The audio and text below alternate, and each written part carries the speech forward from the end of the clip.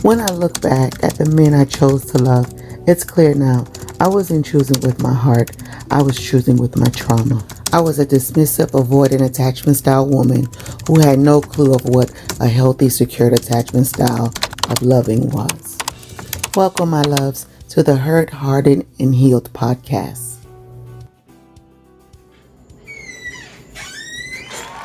Hey, loves, I'm home. Hey, loves, sit on down. Thank you again for inviting me into your home for episode number 3 of Hurt, Hardened, Healed. This podcast talks about childhood trauma and how it affects our adulthood life. Now, if you think that you have not been subjected to childhood trauma, then I encourage you to keep watching. So as I say always in the opening, childhood trauma is not always just physical or sexual or verbal. There is also an emotional childhood trauma that deals with abandonment, neglect, and rejection. And those traumatic experiences, from as little as in the womb to the adults we are today, have impacted a lot of the relationships that we have experienced. So I like to say we are either better or bitter because of our trauma. So let's just jump right on in today. So the last 2 episodes, we were talking about the different attachment styles. So of course there's secure attachment, and then there is insecure. And under insecure, there is anxious attachment, fearful attachment, and dismissive attachment. You can also say unorganized attachment, which is usually like a combination of them all. But usually everyone falls in one of these categories. So either you're secured, and that says it, or you're unsecured and you fall in one of those tiers. So let's go over secure, because that is one of the things that we did not discuss. We jumped right on into these unsecure attachment styles, and we didn't even identify what a secure attachment style is. So let's start off with that first today. We're going to go ahead and pull that up, because I know some of y'all are probably like, London girl, I don't have no issues. So these things that you're talking about, these topics that you're bringing up, they do not apply to me. And that's okay. Good for you, because that's where I am, but that is not where I started. So let me pull up my reference so I can make sure that we tap into that, because we also want to speak to those who do have secure attachment styles, because they're dealing with the unsecure attachment styles of the world. Ain't that something? Let me tell you, since becoming secure, I am able to identify the different attachment styles in people that are closest to me. So it's not like kind of one of those things where like you're this therapist or psychiatrist or psychologist where you just like psychoanalyzing everybody. It's not like that, but you could tell in your interaction with them where they fall based on their behaviors, as it directly correlates to you. Okay, y'all ready? So a secured attachment style in a relationship is characterized by feeling safe, trusting, and comfortable with intimacy.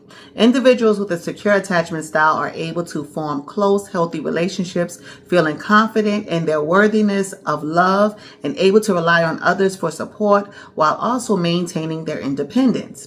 They tend to be empathetic, honest in communication, and resilient in the face of challenges. When I tell you, just reading this just really feels so good to me, because I know what opposite of this feels like. And to be in this space, like, this is the ultimate goal. For the sake of relationships with peers and partners and parents and children, this is where we aim to get to. But again, we don't get here until we go back for the child that has been traumatized before the adult even arrives. Characteristics of a secure attachment: trust, feeling confident that loved ones will be there for them and they can rely on others when needed. So this is basically saying, like, you give people the benefit of the doubt. You ask people to be there, you ask people to show up, and you expect them to do it. And it's not like this whole, I'm not asking because nobody ever comes through for me, or I'm not going to ask because I shouldn't have to ask, or I'm not begging. Like, you just don't have that approach. You just meet people where they are and you make your request known. Honest communication, openly expressing needs and feelings in a direct and respectful manner. So that means I can say, baby, you hurt my feelings. That means I can say, I don't really feel good about that. I don't think that that's a good idea. Or you can even say, babe, I think that you should do XYZ because of this particular reason, and just really be honest about it. You don't feel the need to sugarcoat. You just want to be straightforward with them because it's coming from a loving place. So when you aren't secure, then you're not sure if you can say certain things. And so you tiptoe around the truth and sometimes warp reality out of the convenience of the other person. Empathy, understanding and sharing feelings of others. So this is that someone can give you a concern that they have, and you can put yourself in their shoes and feel their pain and be able to offer some form of advice, or at least at best support. Self-esteem, believing in their own worthiness, love, and respect. So when you have great self-esteem, then you don't feel like everybody is out to get you. And you also are not judging yourself through other people's eyes or through their own opinions, right? So it doesn't matter if somebody thinks, like we said earlier, that you were promiscuous and that's why you have all these baby mamas or baby daddies. You know why you have them, right? Because you had attachment style issues. And so you attached yourself to someone equally as toxic or as unhealthy as you are. Not because, you was trying to drop it like it's hot and, bending over, busting it open. Like, where did that even come from? I digress. Resilience, bouncing back from setbacks and adapting to change. So the good thing about that is saying that you're not easily disappointed, right? So if your partner cannot commit, or they can't show up to the family function or the job gala, right? You don't feel disappointed. You don't feel less than. You don't feel unworthy. You just go, okay, well, let me pivot. Right? That's a word that we need to use more, is pivoting, right? Because to me, pivoting doesn't mean that it has to be like a complete cancellation or a turn of events. It just means a shift. So I was going to show up with my partner. Now I can't. And it's just that. I'm not going because she can't go, or I'm not going, but now I'm going to be grumpy and grouchy if I do go. Miss me with all that. Healthy boundaries. Establishing and respecting boundaries in a relationship. So this means the boundaries that you set, but also the boundaries that you respect, right? That goes both ways. So you create boundaries that keep your environment safe, but you also don't infringe on your partner or your peers' environments that may make them uncomfortable or make them feel unsafe. And you don't feel offended by it. So for instance, if someone says, they didn't invite you into their home, right? You don't have to feel like, oh, well, they must be don't like me, or they must be don't trust me, or they're not really my friend. You can just say, okay, well, that's their domicile. That is their safe space. And they don't want to open it up to even me. You know what I'm saying? That's okay. Comfort with intimacy. Being comfortable with both closeness and independent relationships. So what that means, because a lot of times we attribute intimacy to sex, but it's a little bit more vast than that. So it's saying that I can really get close and be in your space, and we can cuddle and we can be lovey-dovey and we can have a good time. And then I can also accept when you say, hey, I'm going to hang with the boys, and don't feel like I need to tag along, or don't feel like you're out too long, or why didn't you call me when you were away, or what were you doing, or you have more fun with them than you have with me. Comfort with intimacy is a big thing, because in relationships, you still have to have your own identity. You still have to be able to operate independent of your partner, but be able to coexist and be codependent, right? Because the Bible says when you get married, that two become one. So there's a lot of codependency in there, right? We're fighting for individualism and doing my own thing, and I'm my own person. But there are times when you do come together with your partner and y'all share an experience. I'm just saying. So emotional regulation. Oh, when I tell you, this is the game changer. When I tell you, there are so many people that are emotionally unstable, emotionally not well, emotionally unhealthy, baby. That is the turning point. So it describes it as being able to manage emotions effectively, seeking support when needed, and calming themselves when distressed. Now, let me tell you why this is important. Matter of fact, let me get you a little closer. Let's be here about it, right? Okay. Calming yourself when you're distressed. If you are an anxious attachment style person, that is something that you're incapable of doing, at least present day, right? Until you start getting some help and some counseling and some tools to be able to do that. That means that somebody has to talk you off the cliff. You ever heard that? You know what I mean? That there's always that one person you got to call, or that calls you because they know that you can talk them off the cliff. Sometimes, not sometimes, all the time, you have to possess that internally. You have to be able to say, am I making a mountain out of a molehill? Is this not as big as I'm really making it? Or do I really need to be that upset? And if I do, what is a healthy way of handling that? That doesn't always mean getting your lick back and cursing people out, right? Because you feel it's warranted and that's what's deserved. Sometimes it means saying nothing at all, or being able to say only what's necessary. Because all too often we hit below the belt, right? We say something to somebody, they don't seem like they've been affected by what we say, so we say something else and then something else. And while all of it may be fact, it may be true, it may not be necessary. And that means that you're now triggered. Your emotions are now getting the best of you. They're overcoming the outcome you originally wanted. This is some good stuff. Benefits of secure attachment. Securely attached individuals tend to form deeper and more satisfying connections with others. Reduce conflict. Often communication and trust can lead to fewer conflicts and easier resolutions and disagreements. Let me spin the block on that one again.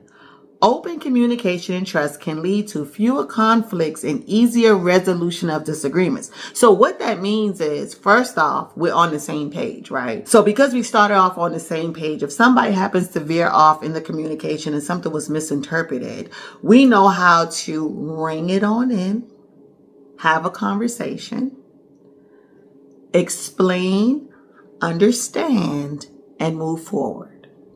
This reduce of conflict, that can only happen if you can communicate effectively. Big words, little words, it doesn't matter. You have to understand your partner. Your partner has to understand you. And then this goes back to empathy. You have to be able to empathize. So you have to be able to put yourself in your partner's shoes, but also know when you're being manipulated, right? Because your partner can also set things up that makes it seem like this is what I'm experiencing, even though this is not exactly what's happening. That's different. So let's not mistake that. We're talking about your partner experiencing a true reaction to something that has actually happened, and you putting yourself in their shoes. Now, if it didn't happen and it's just in their mind and this is what they feel like, then don't tap into that. Leave that unsecure with them. Greater emotional well-being.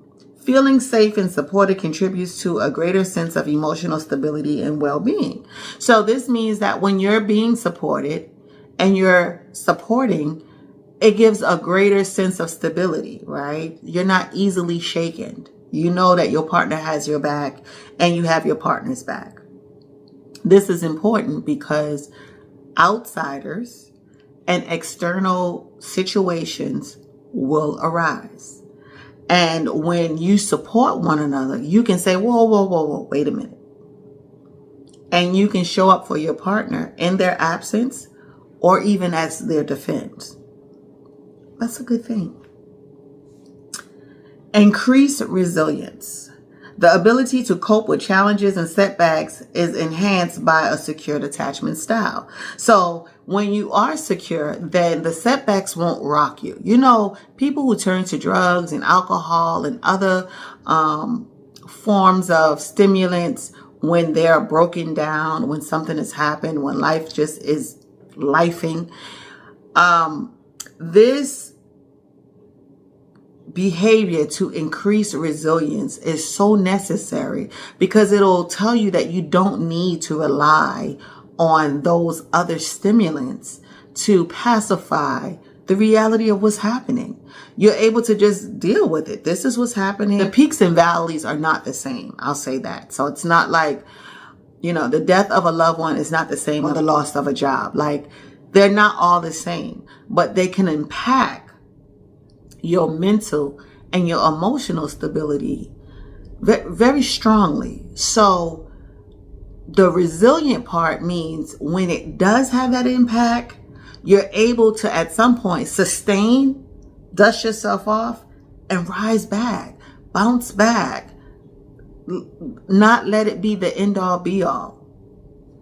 I once knew a guy who said he was, close to 40s or whatever. And I said, what have you been up to, past almost 40 years? And he said, really nothing much. He said, after my football career didn't take off in college, nothing more came of it. That's not resilience. That's not bounce back. That's settling and just letting life happen to you. Who wants to do that? Not me. Positive impact on future relationships. Secure attachment patterns can be passed down to future generations, promoting healthy relationship development. This is T. This is what I was talking about in the last episode when I said that in knowing your traumas and your triggers and knowing your attachment style and breaking that cycle, you can teach the generations to come after you to do it differently, to be more healthy minded, be more healthy hearted. I don't even know if those are words, but they make sense to me. Healthy minded and healthy hearted. I think I'm going to put a t-shirt with that. I'm really loving that. It's going to say, I am healthy minded and healthy hearted. Baby. Hey, that's news you can use. I will say, when it comes to secure attachment, very seldomly do we start off that way, because we don't even understand life until we are actually living it on our own. When you are a baby, when you are an infant, when you are a toddler, when you are an adolescent, when you are a preteen, when you are an actual teen, you are living life the way it is given to you, and through the eyes and the expectation of others.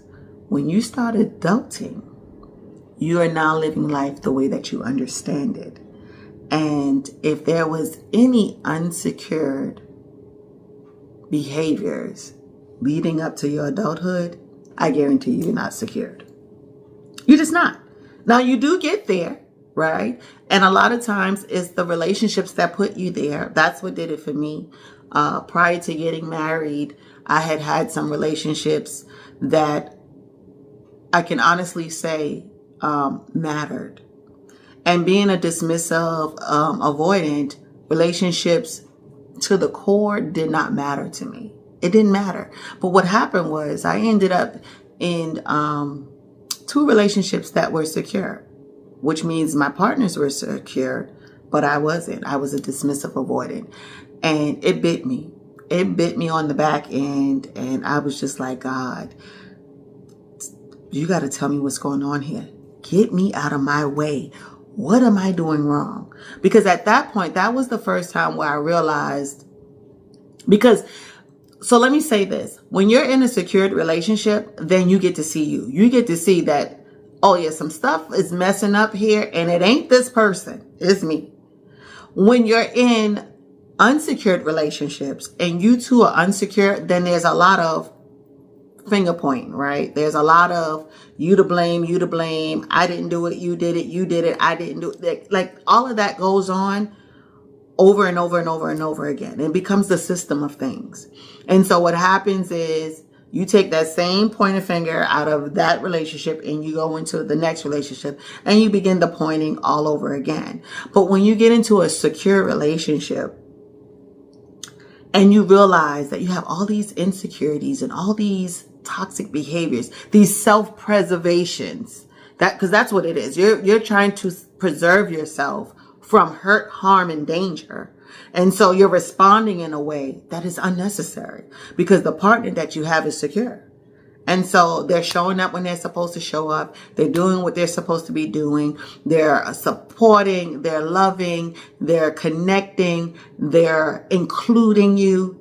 And you still feel the need to either be anxious, like the anxious attachment, or you feel the need to be dismissive, like this too true to good to be true, and you want something from me, and you want to take my freedom from me, and you want me to now be dependent upon you, or you want to be dependent upon me, and this is all too much to process, and I just need to cut it off. And so I would cut those healthy relationships off, for one, because I couldn't identify with them. They were foreign to me.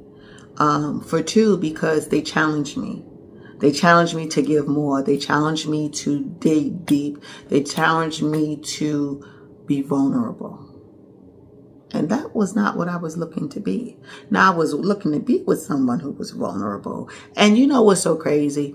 I don't care how much they poured into me. In my mind, it was either not true or not enough. It just was just that. It sucked to be me. That's all I can tell you. It sucked to be me. And I did not. So I knew I was the problem. God shed light. And then I asked him to show me me. And then God gave me me. Yeah, he gave me the male version of me. Whew. That is a different learning experience, right? Because I had been used to learning from the abandonment, right? The secure person, just like, yeah, this girl, the walls are, baby, these wasn't Jericho walls. Even Jericho walls came down. These walls were like, I don't know, like to the galaxy. There was no climbing them. There was no tearing them down. They were like a fortress. And, unfortunately, I've had a lot of good people jump a lot of unnecessary hoops because of the trauma that I was experiencing and still living and unaware of. All I knew is I'm protecting myself. What is so wrong with me protecting myself? What is so wrong with me trying to make sure that I don't get hurt or that I'm not taken advantage of? And then the relationships that I was in were feeding. They were literally feeding that toxicity. They were triggering that trauma. That narcissist triggered it. That anxious attachment style triggered it.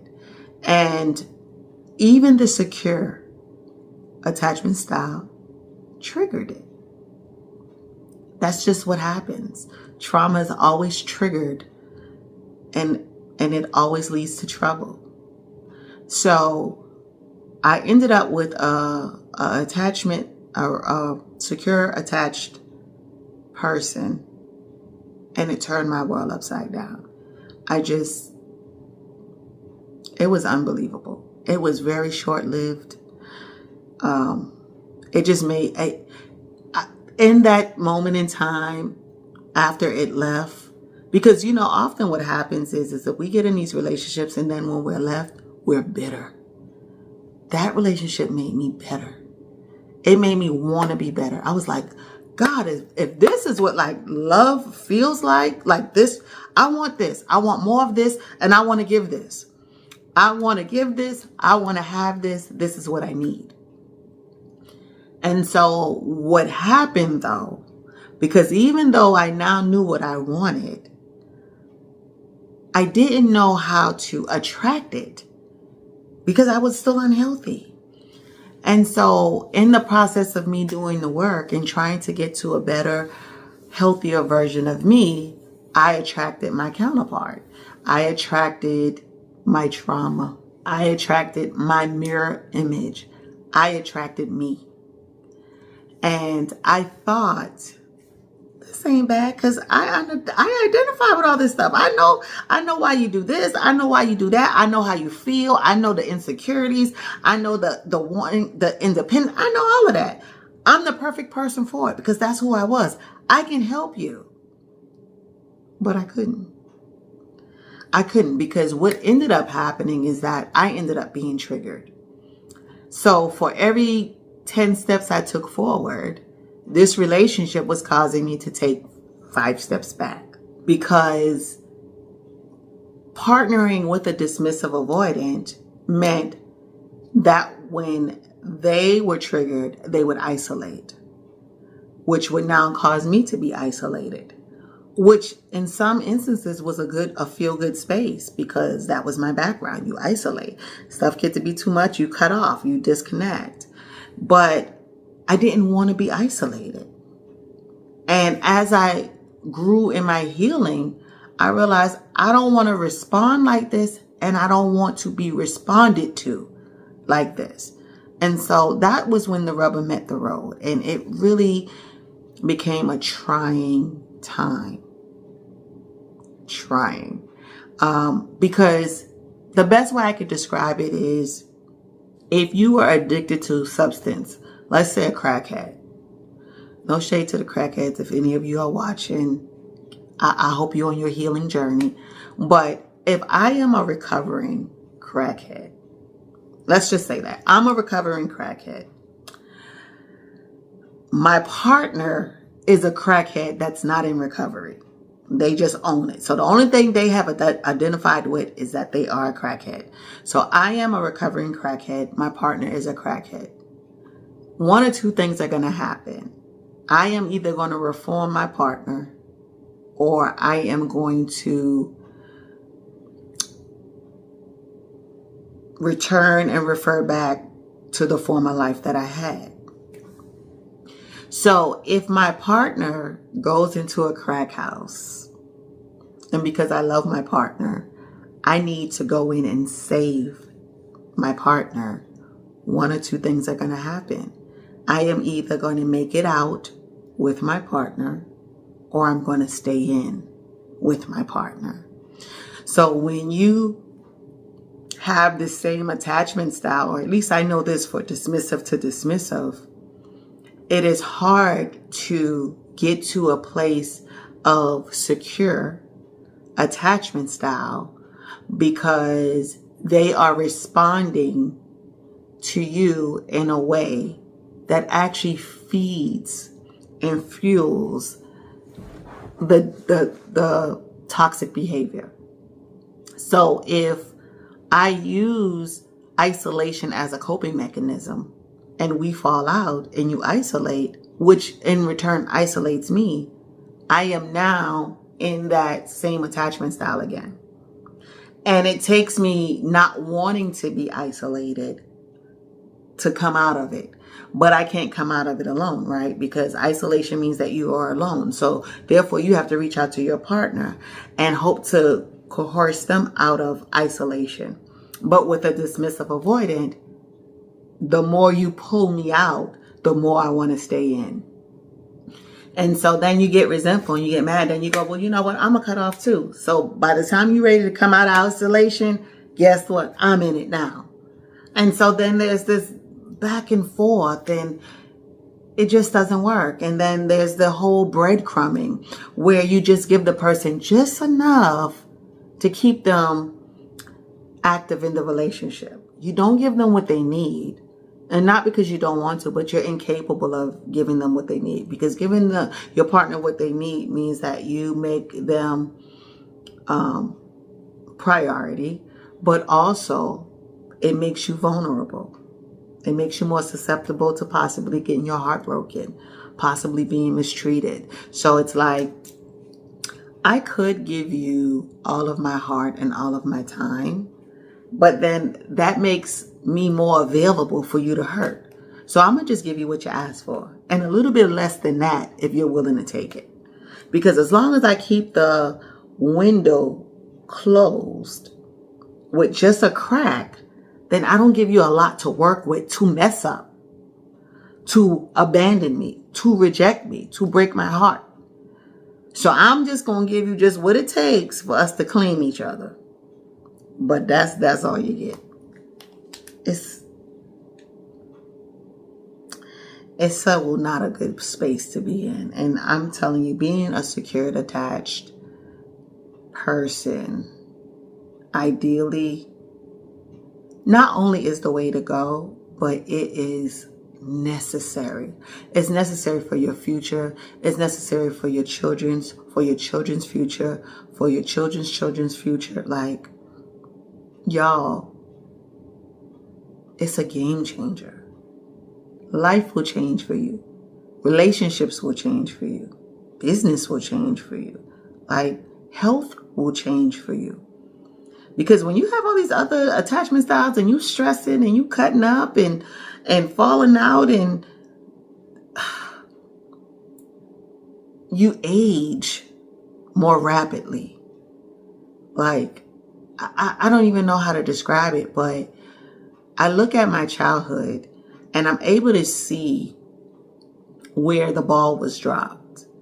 And I remember like reaching adulthood and saying things like, there's never nobody to catch me.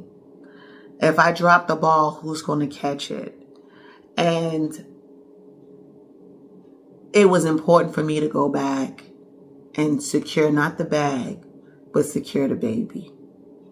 So, on that note, I'm going to go ahead and end this episode. But it was really good talking to y'all. I hope that you learned something. If you are a secured attachment style, please put that in the comment section. I would love to know. I would love to know whether you transitioned into that, or maybe you grew up in a very secured attachment style environment. Let's talk about it. Let's talk about it. Shed some light. And if you weren't, how did you get there? How did you know that you weren't? Put that in there. If this episode did you any good, like, comment. It's free to share.